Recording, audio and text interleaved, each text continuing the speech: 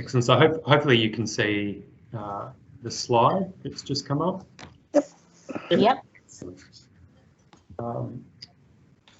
Well, hello everyone, and welcome to our shortlisting assessor training for the 2022 New Colombo Plan Scholarship Round. It's fantastic that some of you know each other and are reconnecting. And thanks to each of you for your interest and willingness to be shortlisting assessors for the 22 NCP Scholarship Round. My name is Nick, so I've been the one that's been communicating with you over the last few weeks, and I'm the Scholarships and Mobility Manager within the NCP Administration and Support Services team here at Scope Global. Assisting me today is Ron Jago. Some of you might know Ron.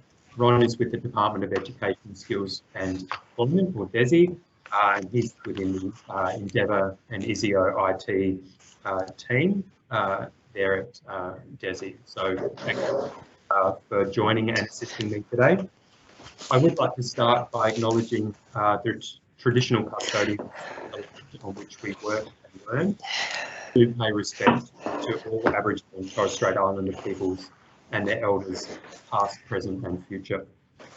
We here in Adelaide acknowledge the Kaurna people of the Adelaide Plains and recognise and respect their cultural heritage, beliefs and relationships with the land. Just a little bit of housekeeping. If you aren't already, can I just ask you to mute yourself, just with the little microphone button, just so we don't get any background noise during the session today. We do want this to be quite interactive though, so if you do have, if you do have comments or questions, please sing out during the session today. What I would like to do though is just do some virtual introductions. I know some of you know each other, so I'll just flick out of that again. Perhaps if we quickly go around the group, and I'll just ask you to introduce yourselves and perhaps briefly mention your experience with scholarship, mobility assessment, whether it's the New Colombo Plan or other programs previously. So on my screen, Sally, you're sitting alongside me, so perhaps can I get you to introduce yourself to the group? Hello, can everyone hear me? Yep. Yes, thanks, Sally. Yeah. Sally Bernard. I've been involved with the NCP since its inception in 2014, when I was in the education portfolio in the international division. Since then, I've been involved in all the assessments. I've got previous experience offshore in Vietnam and in Indonesia, and I've also been providing advice to DFAT on the guidelines. Fantastic. Thank you, Sally. Good to have you joining us. If I go clockwise on my screen, Margaret Proctor. Thanks. I can ditto what Sally said. Marie and Sally and I have been involved in this. Marie and I actually wrote the initial guidelines for the scholarship and the mobility program in December of 2013. So I've been working on the program since then, doing assessments of both scholarships and mobility. Excellent. Nice to meet you, Margaret, and thank you for joining us as well for this year. Steve, can I throw to you next? Yeah, can you hear me okay? Yep, absolutely. Yeah, Steve Kennelly. I had a fair bit to do. Well, I was involved with the Endeavour Awards for quite a few years prior to them being like them being replaced, really, and so I haven't really had anything to do with the Colombo Plan, this new Colombo Plan process. Although I read all this stuff that you sent us, and it looks fairly familiar, like a sort of similar sort of style of marking and so on and scoring. But yeah, so I was on the various panels for the Endeavour Awards and chaired a few of them for, I don't know, quite a few years. And I've had a fairly broad experience in the Asia Pacific region in my consulting work, mainly in a marine context throughout the Pacific, Southeast Asia, etc. So that's my background. That's relevant to this. Yeah, absolutely. Thank you, Steve. Nice to meet you as well. Marie? Oh, hi. So yeah, I've had a similar background to Margaret and Sally, as they've already said. And I've done NCP assessments for a few years now. Really loved the job. Put my hand up again this year. And I've had some offshore experience as an education counsellor in Indonesia. So yeah, that's about it. Great to have you on board for this year again, Marie. Thank you. Margaret?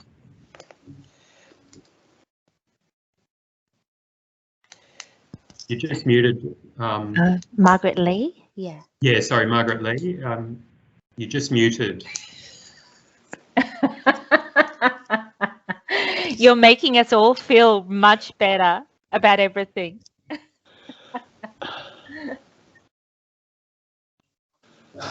Margaret, we just can't hear you. Can you unmute yourself with the microphone button?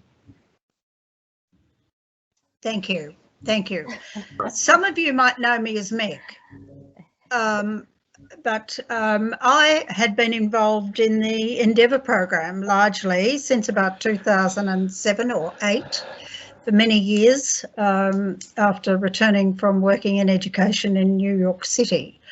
My life has been in education, and these assessments are a very enjoyable task, I find. And sitting here as I am in Melbourne at the moment, it's a perfect occupation for lockdown. Thank you. Thanks, Meg. Over to you, Philippa. Hi, everyone. I know most of you. Nick, it's funny when we're talking about our longevity. In 2003, I got an email from Lindy, can't remember her last name now, but she had been working with Fulbright and I was a Fulbrighter. And so she said, look, we're starting this program Endeavour. Could you, help us do this? So I've been with Endeavour since 2003. That then clocked over to the NCP, and like Margaret Proctor and I think maybe Sally, I helped write the guidelines for the NCP, and the first year that they had an external person assessing, I came in to help them. So and like everybody here, I love it. I love thinking that what we're doing can set people on a lifetime of giving and being able to just work in ways that these incredible scholarships make possible. So it's a great privilege to have been with you all these years. And also Meg Lee, I remember us having tea, sitting outside the meeting room and saying, see you next year. So it's thank you, Nick, for bringing us all together. Oh, no, thanks to all of you for participating again this year, and what a huge wealth of experience we've got on board. Excellent. So thank you, Philippa. Nice to meet you and having you with us as well. And over to you, Trevor. Yeah, hi, thanks, Nick. I can connect with certainly the Melbourne commentary there. This is a great job to be doing while sitting in lockdown. For context, I've done the reviews of the applications for a couple of years now and the interviews, and really enjoyed connecting with the students.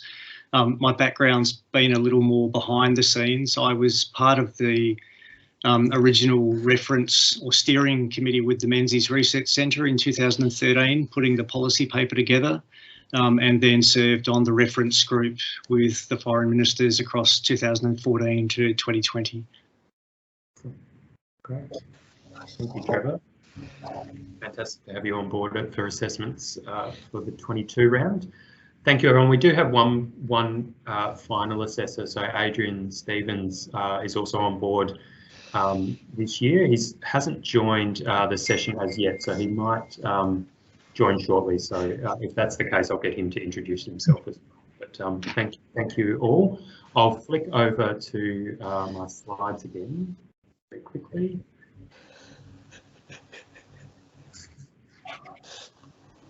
So let's have a quick look at the scholarship program round timeline. Now, some of these dates will be a little bit different to the dates in my earlier communication. I hope that doesn't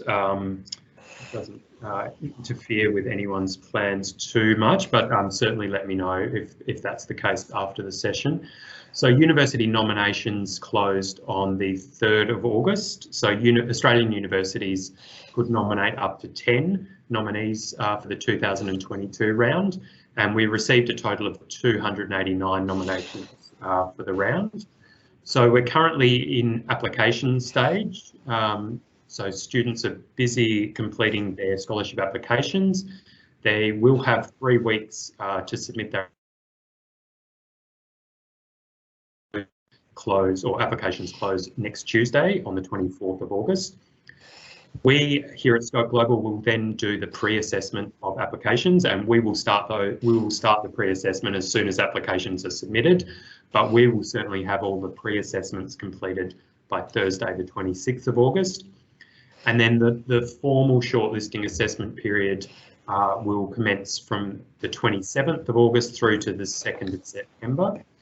Now, as soon as we've done the pre-assessments for applications, we will be able to assign those applications to panels. So it's likely you will be able to make a start on the shortlisting assessment prior to the 27th, but the majority of applications will be assessed in that time frame, and by what we're asking is by Thursday the 2nd of September by 5 p.m. Adelaide time that they're all completed. Then moderation and final shortlisting will happen with the NCP Secretariat within DFAT, and then interviews are scheduled or will be scheduled between the 21st of September and the 7th of October. And then the outcomes of scholarships for the 2022 round will be announced in early November. So that's the timeline that we're working to for this round. So I know most of you have a lot of New Colombo Plan experience, but I'll just quickly talk a little bit about what is the New Colombo Plan.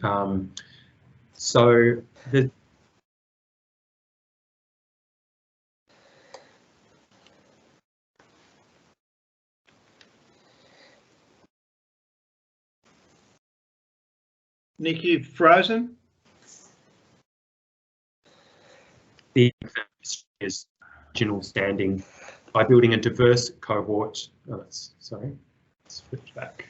You see the slides or the? Yep, we can see the slides, and you just froze for about 20 seconds, Nick. Sorry about that. Is that back? Can you hear me? That's good. Yeah, so the objective of the program is to strengthen our regional standing by building a diverse cohort of Australian alumni with deeper Indo-Pacific knowledge, capability and connection. So that's the overall strategic objective. The intended outcomes of the New Colombo Plan are to increase the number and the diversity of Australian university undergraduates with Indo-Pacific capability, deeper people-to-people and institutional relationships between Australia and the Indo-Pacific, and to see students and alumni connected with leaders in government, business and civil society in the Indo-Pacific. So you'll be referring or referencing the strategic objective and the outcomes of the NCP when you're reviewing applications and assessing applications. So since its beginning as a pilot in 2014, the New Colombo Plan has awarded a total of 809 scholarships to Australian undergraduates. And the NCP has 2 programs. So obviously the NCP Scholarship Program, and that is for study up to 19 months, and the New Colombo Plan Mobility Program, which provides grants for shorter periods of study through projects arranged by Australian universities. Both programs include internships, mentorships and language training, and we'll have a look at that in a little bit more detail. And the New Colombo Plan also includes the NCP Alumni Program, which is open to all NCP scholarship and mobility students on completion of their award, and supports the alumni to maintain a connection to not only each other, but with the NCP and to the Indo-Pacific region as they progress through their lives and careers. So a little bit more about the New Colombo Plan Scholarship Program, which you are obviously assessing. So the NCP awards around 120 NCP scholarships annually, The NCP encourages students from all disciplines and diverse socioeconomic backgrounds to participate, including Indigenous Australians, people living with a disability, and students from regional and remote areas. The program has to date had NCP scholars from a very broad range of disciplines, so from education and teaching, law and legal practice, fine art, marine science, parks and wildlife management, social work, psychology, medicine, international development, media studies, engineering, architecture and urban design, information technology, languages and literature, and many more. So scholars and students from a broad range of study backgrounds. The scholarship program comprises study for up to 1 academic year, as well as internships, mentorships and language training for a total of up to 19 months, as I mentioned. New Colombo Plains scholars can undertake their programs in a range of different places across the 40 eligible NCP host locations in the Indo-Pacific. So a little bit more detail about the scholarship program components. There are the 4 listed there: the study, the internship and mentorship, and the language training. So for the study component, it needs to be at least 1 study period, which is a trimester or semester in the primary host location, and it can be up to 1 full academic year. Students receive full-time academic credit back to their bachelor or their bachelor honours degree study at their Australian university. And the study that they undertake in their host location needs to be full-time. It needs to be face-to-face study at the proposed host institution, or for honours research students, it can be full-time honours research at their host university. The internship components can be up to 6 months full-time, or it can be undertaken part-time concurrently with a full-time study or a full-time language training component. The internship component can be undertaken in the primary host location, or it may be undertaken in a secondary host location for the scholars program. And what we're looking for with the internship component is for it to be a professional work experience relevant to the students' academic studies and or their personal or professional development. The mentorship component is a developmental relationship relevant to the students' study, work, career or professional development. And then finally, the language training component, or it can be undertaken concurrently with full-time study or a full-time internship in the host location. The language that scholars study needs to be the official language of the primary host location or the official language of an approved secondary host location. So that's an overview of the scholarship program and what students are able to do on their NCP program. We will spend some time today looking at the application in some detail, but as an overview, within the application, students will be required to address the 4 assessment criteria with written responses. So this is primarily what you're focusing on with your shortlisting assessment for the round. There's been a change to the assessment criteria for the 2022 round, which you might notice. So there's 4 criteria, those being academic excellence at the tertiary level, leadership and engagement in the community, adaptability and resilience, and the 4th criterion is ability to contribute to the NCP's strategic objective and outcomes. So the 4 criteria are equally weighted this year, and they're all weighted at 25%. So as you may have seen in the assessment, the assessor guide already, that you'll be assessing those criterion with a score out of 10, and then multiplying each by 2.5 to get your 25%. And we'll talk through that in some more detail. Can I just jump in for a moment here, Nick? Sure, Ron. The scoring is actually out of 25. Yes, yeah. No, not you don't score out of 10. The score is out of 25. It's not 10 times 2.5. when you see the screen, it's actually, you just put their score out of 25 into there. Yeah, sorry, I was referring to the assessment rubric in the user guide, which really has a matrix out of 10, which is on this slide, for example. So within the assessor guide, so each of the 4 criterion has a marking rubric, and it uses a scale of 0 to 10. And then in terms of moving that across to NCP Online, which Ron and I will talk through in more detail, that's where we're talking about transferring that score out of 10 to a score out of 25 to move into NCP Online.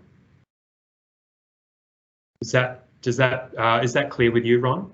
Is that all good with you? Yeah, sorry, I just think of things in terms of the system. Yeah, 25. Yeah, sure. Yeah.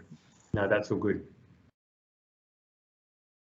Could I just clarify one little thing? Sorry, Nick and Ron. Yeah. Hi, Ron. It's lovely to see you again, or hear you. So when we're assessing, do you want us to assess out of 25 on each category or out of 10? Out of 10. So if we right. use the rubric that's in the assessor guide, that will help you to formulate your score out of 10, yeah. And then to transfer that across to NCP Online, it would be a matter of multiplying by 2.5 to get your score out of 25. And would we do that or you do that? You'll need to do that and then enter the score out of 25 into NCP Online. Yeah. Great. So hopefully everyone received the assessor guide that I emailed through late yesterday afternoon. If you haven't had time to have a read yet, that's fine. We'll cover that. That's the reason for this session, and we'll cover that in detail. It essentially has 5 sections. So it starts by looking at logging in and using NCP Online. Then it talks through the assessment of applications, the application sections themselves, which we'll have a look at today, the scoring guide for the assessment criteria, and then there's an assessor report, which I'll ask you to populate while you're reviewing and assessing applications and then send back to me by the 6th of September. But I'll talk to that in some more detail as well. So section 5 of the guide has each of the criteria outlined in more detail, and for each criterion there is this assessment rubric, which essentially outlines what you would be looking for in terms of a high standard or an excellent response for each of the written assessment criteria, a good response, and then perhaps not such a good response and a poor at a poorer level. So you'll be using these rubrics or tables to help you assess out of 10, and then you'll be providing a weighting to that of 2.5 to get your score out of 25. And it's the score out of 25 that you'll be entering into NCP Online, which we'll show you in a little while. But essentially, these rubrics or these tables will help you to identify the score out of 10 as a basis and then moving that across.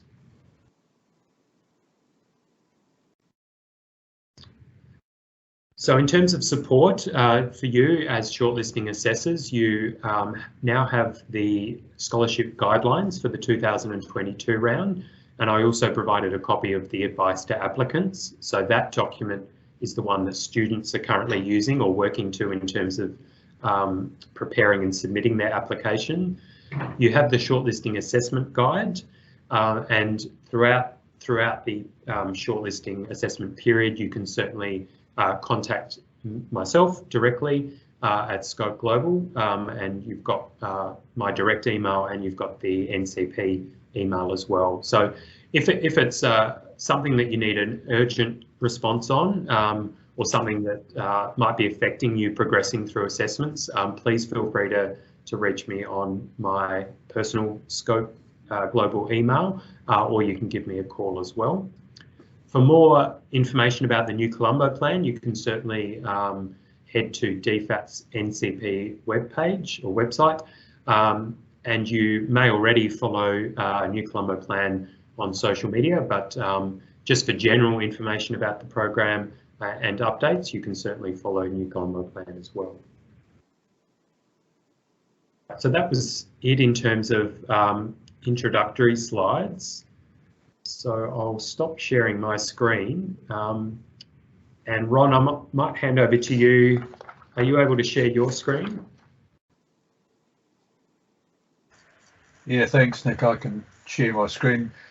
I just for all your backgrounds, I've had quite an association with these systems for quite a while. My first association with it was back in 2007 when I was working with the business team. That the right screen here. Hang on, that's the right one.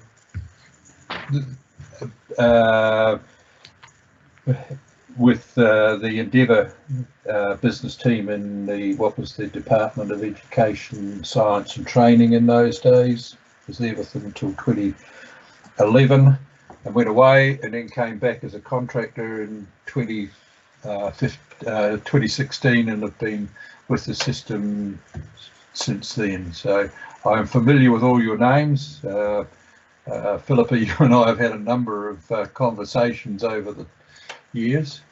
Now, and Ron, you saved our lives so many times. I'm so glad you're here. Well, this might be my last one, Philippa. Oh no, you've got to get permission from me before that happens. From lots of people, I think. Yeah, we'll see about that. Now, I haven't discussed with Nick what the arrangements will be, whether you'll be on only on a single panel or whether you'll be on multiple panels. But when you log into the system, if you're on multiple panels, you'll see this little select panel drop down here, and you need to select a panel. If it's just single panels that you're assigned to, you'll get a screen that looks like this. Yeah, at this stage we're thinking a single panel, but I'll certainly let people know if that changes. And I think anyone who's done the NCP assessment over the years will be familiar with these, or even the Endeavour ones for a while, be familiar with the layout of these screens. The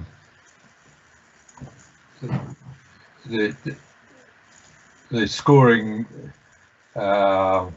the scoring panel here is pretty much as it has been, although we've got from the 5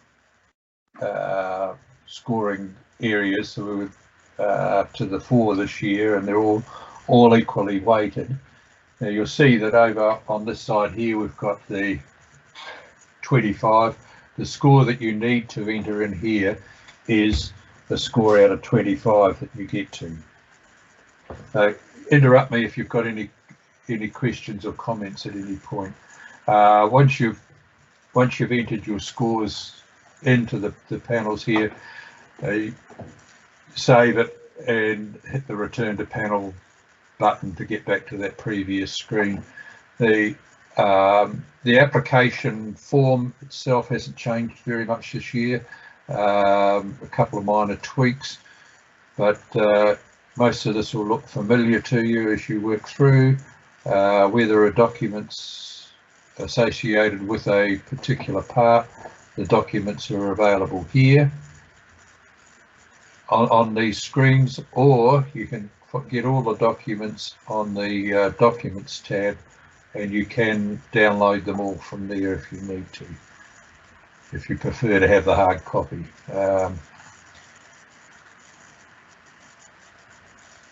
Current academic details, their official transcript is available here, which you'll need for the first criterion.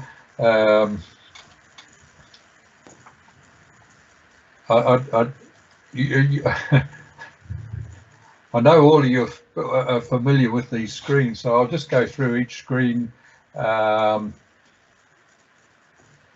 quickly. Yeah, that's probably a good way to do it, Ron. If we just have a look at each. Yeah, so study components, there's always, depending on whether they're going to be exchange or fee paying, the documents that they're required to upload vary slightly between the two. As in the past, the details for internship, mentorship and in-country language training are all fairly basic. They're really just saying that the people have, that the applicant has shown an intention to do these things, because when we create a award holder record from this application, we don't carry that information across into them. The important ones for you are the proposed programming area, and then their responses to this the assessment criteria. Their referee details, of course, the access to their referee reports are available here. Award history, whether they've had one of the NCP mobility grants, or whether they've had they've been a previous applicant for the NCP scholarships, and then their equity and diversity information. So I don't think there'll be anything in that you're not already familiar with. The only other thing here is there is another one here, notes, when the you can add an extra note into here, but if you want to have a look at the notes, you can actually by double clicking on them bring up the details of the note. All the notes will actually be available there. So that's about the limit of what we do there. As always, if you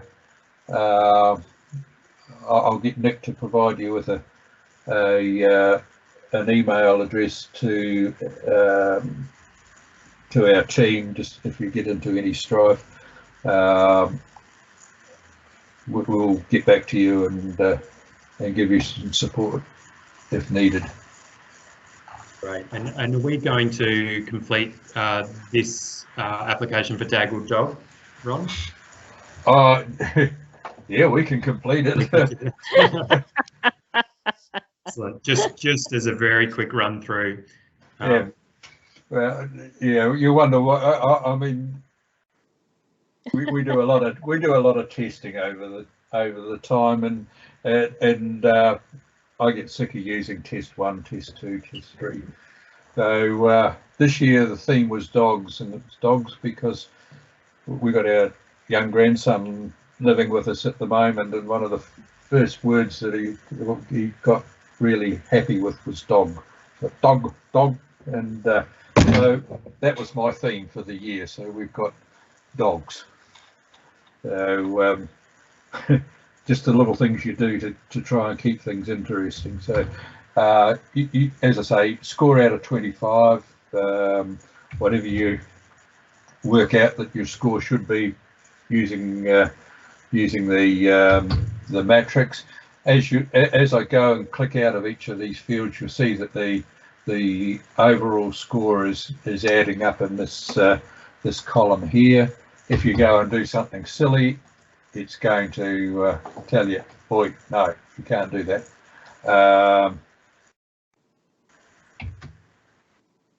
So we'll get scored. Now, comments, you can add some comments in there. Those of you who were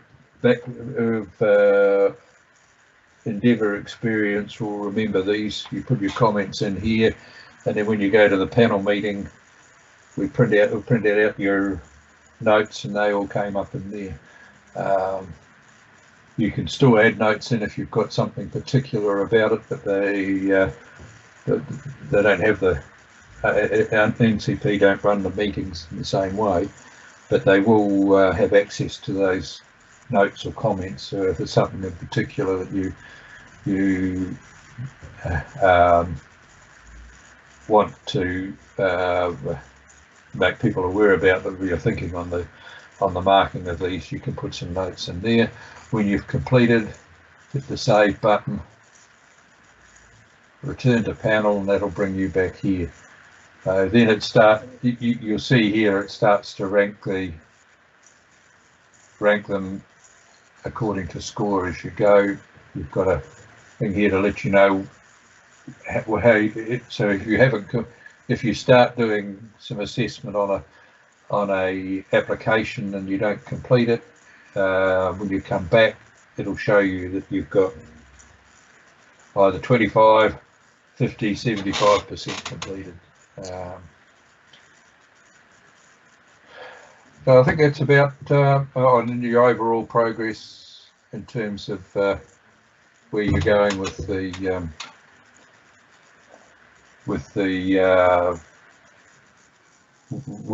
load.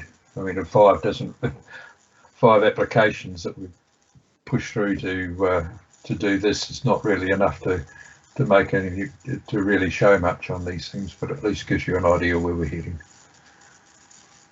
Assessors, did you have any questions at this stage, either for Ron or myself? Yes, Nick.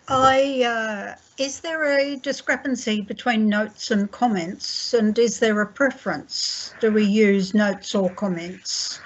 Or if we put notes at the end, do they automatically get transposed into comments and therefore printed out with the totality of the report?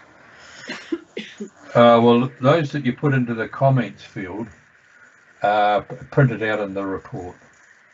And are the notes? No, notes are, yeah, no. So, and you're best to put your comment, anything you've got to say about it into the comments field there. Okay.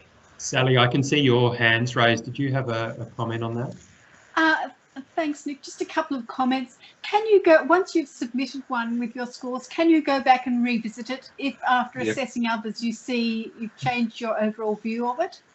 Absolutely, Sally. Nick and I were talking about this the other day. We once the panel closes, obviously you can't, but as long as the panel is open and you can access it, you can change these things. And we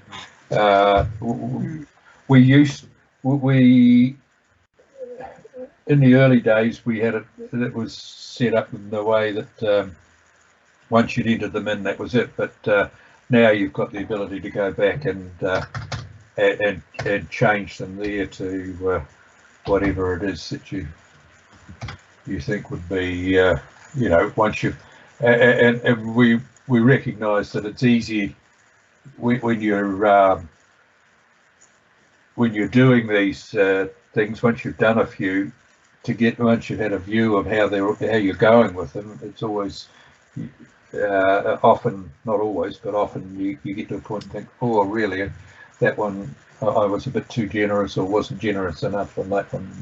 So we allowed that ability to go back to it there. Yes, and is it that generally you would think a candidate would have to score above, say, 70 or 75 to be overall suitable? Look, it's really hard to say because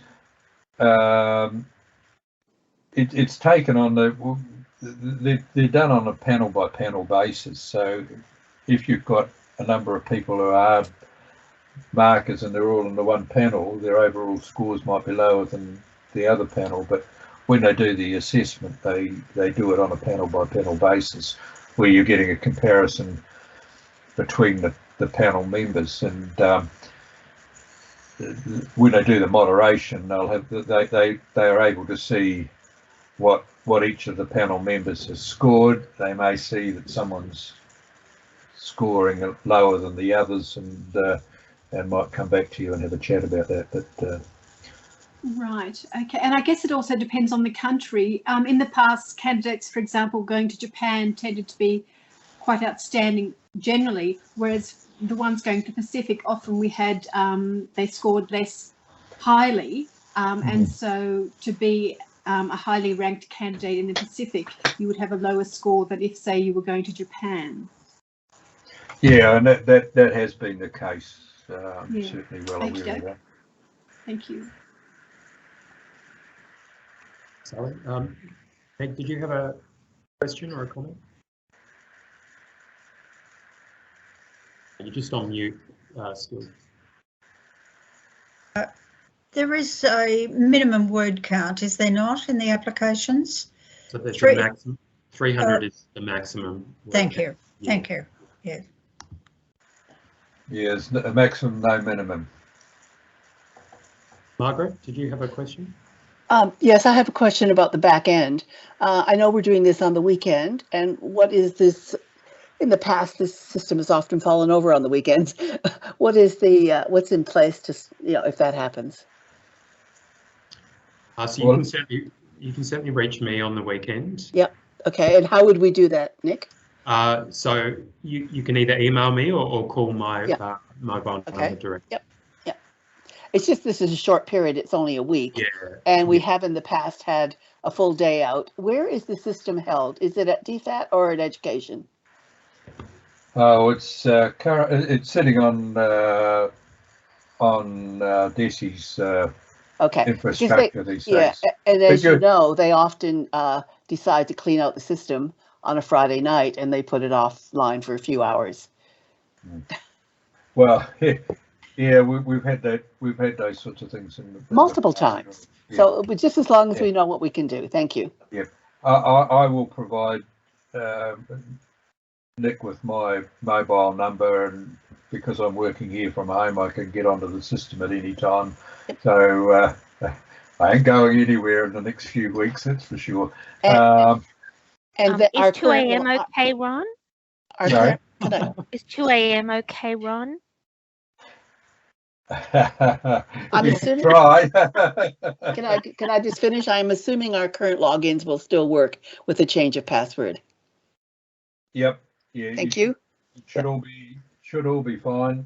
Yeah, it's suspended right now. I did check today, and it just says suspended. Oh well, I'll go through and make sure that none of those accounts is currently, none of your accounts are currently suspended, and if you just let Nick know if you need a refresh. But if they're unsuspended, you can just hit the forgotten password button. Yeah, no, that's true. But they're currently suspended. Mine is currently suspended. All right, I'll fix that this afternoon. Thank you. Thank you. Trevor, did you have a question? Yeah, thanks, Nick. More of perhaps a comment rather than a question, just around that observation of, often a student going to Japan has this raft of achievements that are beyond stellar, and you'll have a student to the Pacific that doesn't appear to quite match. That I guess bias often flows right the way through, even at the interview stage. I'm wondering, some of the material that's given out at the panel interview sessions, whether that comes through now, might be quite useful, just around trying to remove bias or reviewers stepping back. Sorry, I'm not speaking very clearly. I'm conscious that having viewed some of those applications, when you interrogate quite deeply into them, sometimes the apparent large achievements of the students going to Japan are not always as large as they appear on the surface. Sometimes they'll have a list of awards that are not as monumentous as they seem on the surface, and you'll have a student going to the Pacific who's done an incredible amount of leadership based around volunteer work that's equally, if not more, impressive. So yeah, sorry, it's more of a reflection that I think that's a bias that everyone has an opportunity to be aware of around through this process, because it certainly comes out when you get through to the formal interview process, and certainly that exists at the university level when they're doing their own internal interrogation. So it's, as I say, more of an observation that's a real issue, and it's something I try and make sure I'm cognizant of that. You know, an engineering student going to Japan from Melbourne Uni is a very different beast from a social science student from James Cook going to the Pacific. Sure. So, Trevor, we might, we will talk to the NCP Secretariat and track down those materials around bias, and try and get those to you prior. Just a really useful read. I find even after 3 or 4 years, I'll go back and read it again and just try and sort of, at the risk of saying, cleanse my mind as I'm looking through. It's very easy to get taken away by a law student who's been everywhere. Yeah, sure, and sort of center yourself in that mindset as you begin. Sure. Yeah, we'll locate that material and share it with everyone prior.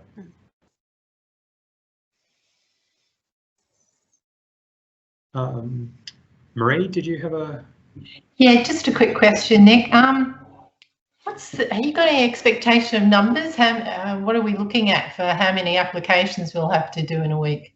So we are thinking around 80 to 90 applications per assessor in total. Mm-hmm. And just keeping in mind that we're expecting up to 35 minutes of your time per application at a maximum to review, obviously, the 4 assessment criteria, to have a read of the referee reports that have been submitted for the student, to have a look at their proposed program and other sections of the application as needed. Okay, great, thank you. Philippa, did you have a question or a comment? Oh, I just had a question related to Trevor's, that some years we've been asked to take into account more strongly awards and things that people have earned. And then there's sometimes been another category for what we consider to be their achievements aside from those awards. Do you have any thoughts, Nick, or anybody here, about, just say a student has no awards, but clearly has done really well in their, in their studies. Do you have any thoughts about that? Can I open that up for discussion with all the assessors, particularly the assessors that have reviewed and assessed applications previously? Trevor, did you? Yeah, again, thanks for the opportunity to comment, and it is a comment more than a solution. I think it's tricky, and it's for me, I find it the harder part, and it's the place that I probably invest more of my time. I'll be Googling awards or getting onto a university site to see what something actually means. Because some of the CVs that come through, I look at them and think, oh my goodness, you're 21, where did you do that? Like, you haven't slept for 5 years. So, with a little bit of interrogation, sometimes you do find that a social science student who all they've done, in inverted commas, is got the Dean's commendation, can in fact be more meritorious than someone with an award. I won't say what or make anything up, but there is an opportunity, I think, to compare and contrast. And as I've found as I've gone through, I start collecting bits of pocket knowledge, and maybe I tend to drop a lot of information in the comment section that are, I'm sure when the people beyond the panel from me start looking at it, they probably hate seeing that I'm sitting on the panel, because I'll actually pose more questions in the comments just to say, this is an exemplary student, but we just need to be cautious that we don't overrate them based around, these 2 awards, because I've had a look at them and they don't really, they don't mean as much as we might like to look at on the surface. Just on that, and apologies, I'll probably haven't answered the question, but something else that comes through year after year that I don't think has ever been resolved, or if it has, the applications don't reflect it, is this is supposed to be, from my understanding, and please correct me, Nick, if I've misinterpreted, the academic achievement is supposed to be at the university level and not prior. But there's still an awful lot of applications that speak to very exemplary things at year 11 and year 12. So for me, part of that bias is also trying to not read that component. because they might have been doing something fantastic, but my reading of the criteria is that it needs to be a tertiary achievement, not a secondary school achievement. Yeah, that's absolutely correct, Trevor. So students are asked not to refer back to high school level academic achievement and focus on tertiary achievement. Marie, did you have a comment in regards to this discussion? Sorry, actually, I was just related to this. I was just wondering that whole thing about we're looking at the academic achievement at the tertiary level. How does that rate in terms of criterion to leadership and engagement in the community? Because often in applications that also comes through where they talk about things they've done in high school too, around you know, volunteer work, engagement, leadership. Is there, I mean, how narrow or broad do you take that in terms of the leadership and engagement in the community? So I think if that extends back to when the student was at high school or secondary school, I think that would be quite reasonable. So we're in terms of criterion 1 and academic achievement, that is purely focused at the tertiary level. But if the student has examples of leadership in the community or driving projects in the community, you know, working on committees to get projects up and running, and that extends back into the high school level, I think that's quite reasonable for them to draw upon those experiences. And in the past, that's how I've read it too, that, you know, other it's building blocks, isn't it, really? Sort of thing. From that they expand as they get older. And young people do some amazing things at a secondary level in terms of their work with the community, within the high school community and beyond. So I think that's certainly reasonable to take that into account. Great.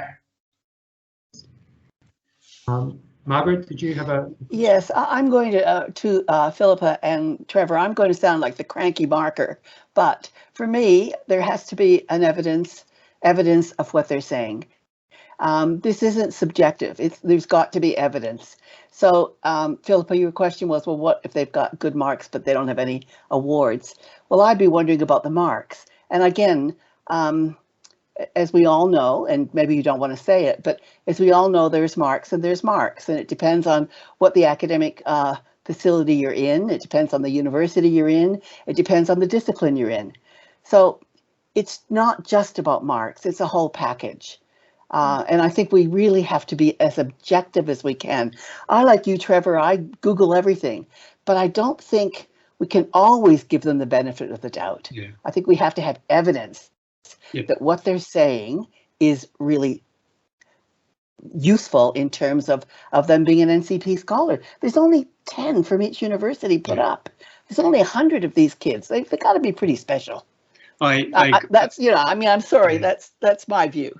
No, and again, the other thing for me is, as long as I'm consistent, then my scores are all going to be the same. And that's all that matters to me. I agree, Margaret, and I probably didn't, particularly my comment about the awards, I may not have been as clear as I could have been. Apologies.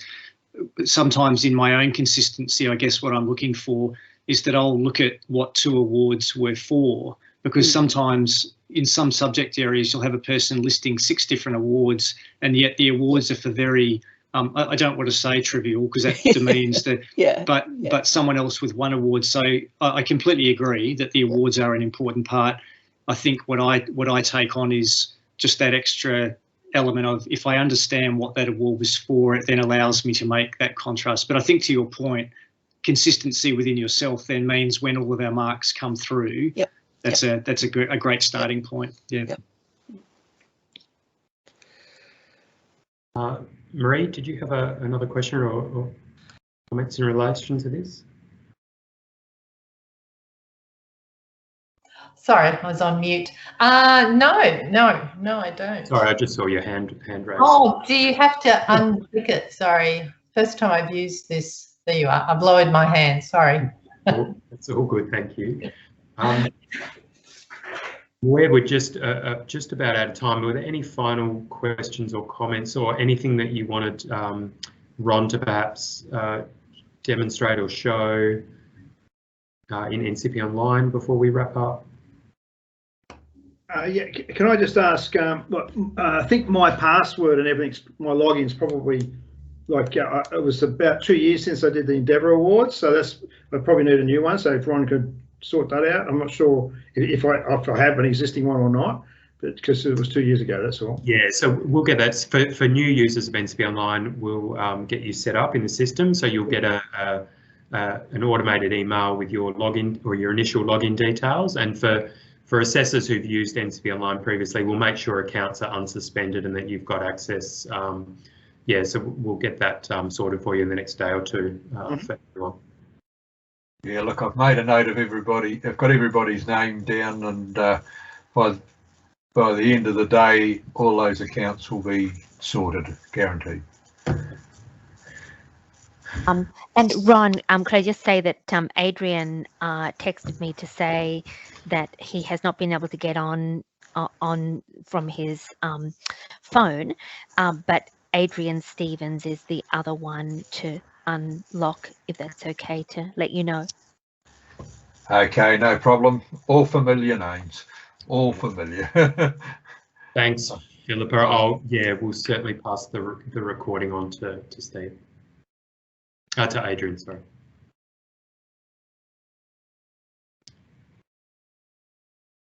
Great. Well, thank you everyone for joining the training session today. I will certainly be in touch leading up to the beginning of the assessment period, and certainly if you have any questions or if you think of anything in the meantime, feel free to get in touch. Yeah, I don't need to say it, but certainly have a look through the user guide. As you're working through the assessments, if you have any feedback on the user guide, we would be really interested in receiving that at the end of the assessment period to help with the 2023 round. At the back of the assessor guide is the assessment report template. If you can just keep that in mind as you're working through the applications that you're assessing, and just keep some notes in regards to high-level applicants versus perhaps those at the lower end. That feedback is really useful, and I'll collect those reports from you after the assessment period has finished.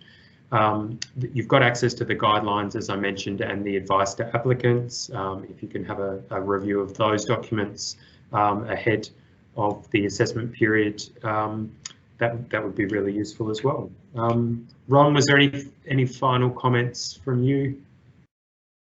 Oh no, I think we're all set to go. We haven't had any major changes to we've done to the assessment side of things this year. The only change has been the criterion. We've moved from 5 to 4, and now they're all equally all equal value. So that's the only difference.